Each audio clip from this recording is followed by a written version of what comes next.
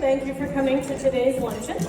So Christy asked me if I would just come up and kind of share my story and kind of how therapeutic riding has been able to benefit me. So it's been something I've kind of been doing my whole life because I started riding when I was 11 months old. So I was very young when I started doing it. So I actually started with a couple other programs, and then I came down for school at Mesa down here. And then that's when I found Harmony Acres, was when I was in college. So I've been with them since the beginning. But just to kind of share a little bit of my story, Robert's going to help me go through this PowerPoint here.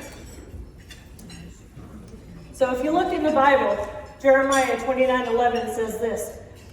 It says, "I know the plans I have for you, declares the Lord. Plans to prosper you and not harm you. Plans to give you a hope and a future." And that's exactly what God has done. Because I was born prematurely, and the doctors didn't think I was going to make it. They said that I probably would die, actually. So they said, she's probably a little too early, she's probably not going to make it. But it'll be touch and go, but we'll see. So I was connected to oxygen when I was born. And I had to actually be still on oxygen when I went home. And eventually, I started riding when I was 11 months old, and what I would actually do is I was laying down on the horse, and then as I got older and my muscles got stronger, I was able to sit up more. So I started actually just laying flat on a horse and letting the horse manipulate my muscles. So then elementary through high school, probably about 1994, I was about 4. They said, why don't we try Botox or something like that? So they ended up trying Botox, and when they tried the Botox, my legs were not dead. Because they put cream on the back of my legs to numb them so that I wouldn't feel the injections, but it wasn't dead. So they ended up shooting my calf in a calf that wasn't dead with Botox, and you can imagine the pain that was. That was very painful. But the doctor said, we've been having good luck with horse therapy. So if we want her to be able to walk better and to be able to loosen up her muscles, let's try horse therapy. So that was kind of how I got started in it at 11 months old.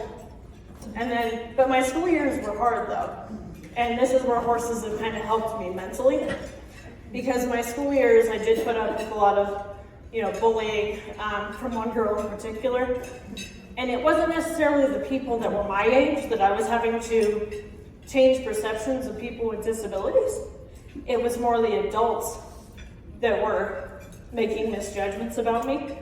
Because what would happen is when I would go into school, the elementary school, when I first started, the administrators would tell the middle school when I would go up to next grade, don't expect much. She's probably going to be too slow. She won't mentally be able to keep up. So don't expect too much. So, and then when I went into middle school, they did that going into high school. And pretty soon my teachers got the idea that, wait a minute, this is not what we're told to expect. Because they would watch me, and they would watch what I was doing in my classes, and they learned that I was not as slow as the administration was saying I was. So when I graduated high school, I graduated with a 3.9 GPA.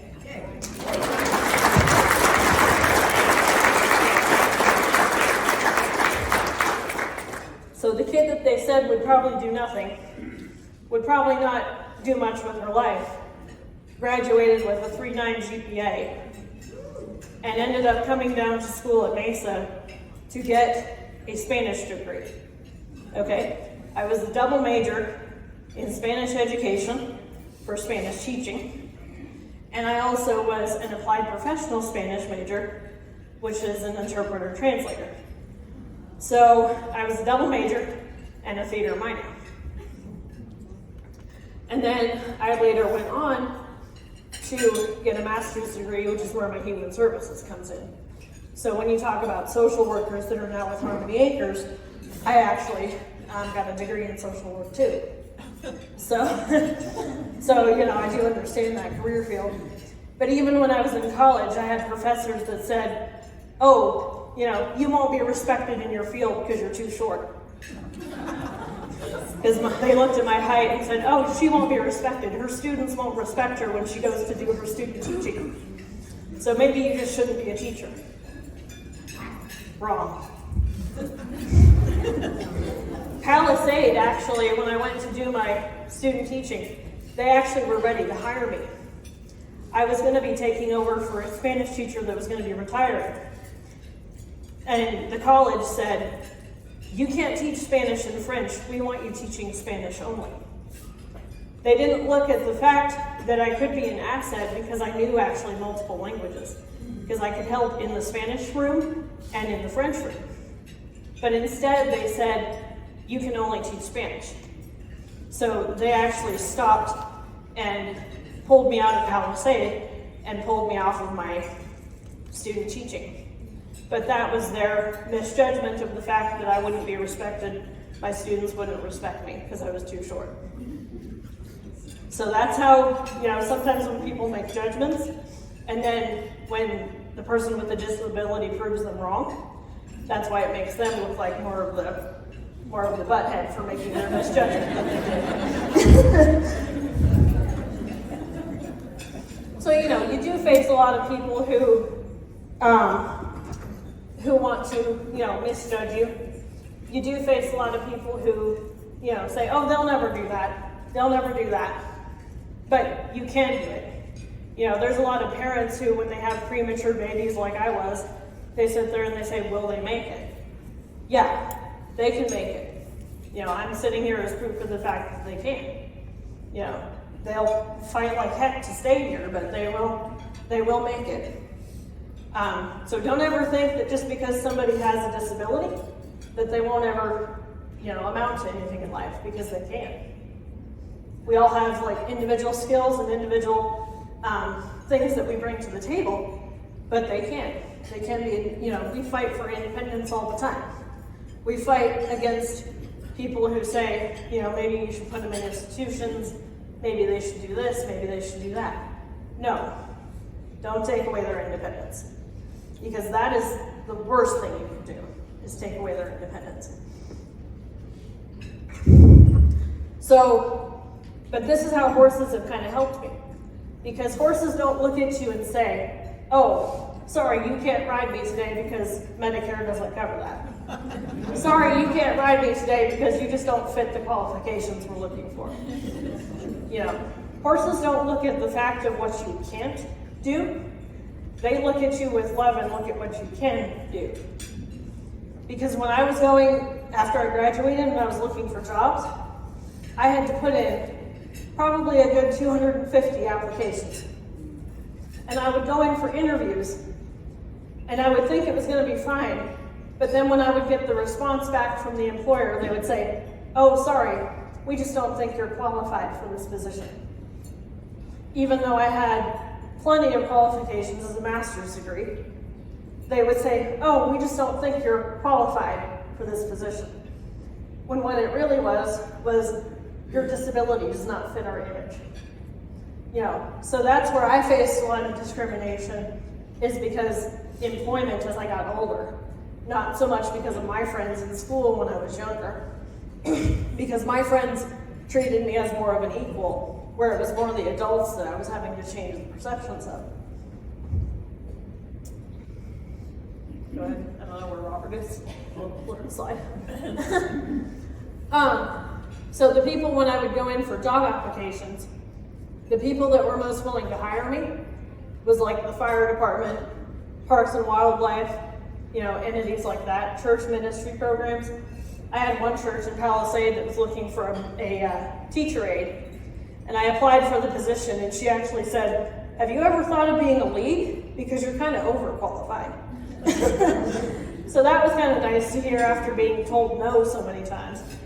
But that's kind of where horses help is, horses don't say no. Horses look at you with love, and as long as you treat them with respect, they'll treat you with respect. They get us back to something very simple, which is what humanity, a lot of people have forgotten in this day and age, which is kindness. Looking at somebody for the qualifications that they have and looking at the person, not at the disability, not at the metal walker. You know, you'll see pictures on here that when I'm on a horse, you can't tell a difference. You can tell a difference here because you can see the walker on the ground. But when I get up there, you can't ever tell the difference. You know, Deb or Morgan could, you know, let me go ride in the arena on my own and just kind of sit there and watch me. You know, so you won't ever tell a difference if you see the pictures on here when I'm on the horse. So when Christy's saying they do kind of level the playing field, they do. They do. Because it allows the horse to be my legs where my legs don't work sometimes. So that's kind of how horses have benefited me. And physically what they do is the natural gait of a horse actually imitates the walking gait of a human. So what it's doing is it's training my muscles to be able to walk better even on the ground because it's training the natural walking gait of a human. Because with my disability, what's happened is there's a little mechanism here at the base of the brain that when I was born, it didn't connect. So it's still sitting here like this instead of connecting. If it had connected, I would have been able to walk. But because it didn't connect, that's why I can't walk. So that's where horses have kind of helped me to level the playing field and to be more independent, is because when I'm on their back, you can't tell the difference. So I just hope that my story can help to educate you guys today and help to kind of change preconceived notions and preconceived judgments. That when you see people with disabilities, don't ever make assumptions, because when you see people with disabilities and they're able to prove you wrong, it's gonna make you come out looking more like you should, oh, I shouldn't have said that because now they proved me wrong, you know? So I just wanted to come up here and kind of educate you guys and kind of say, you know, be careful about making those assumptions because you can get proven wrong. So I hope I've just been able to educate you guys today. So thank you.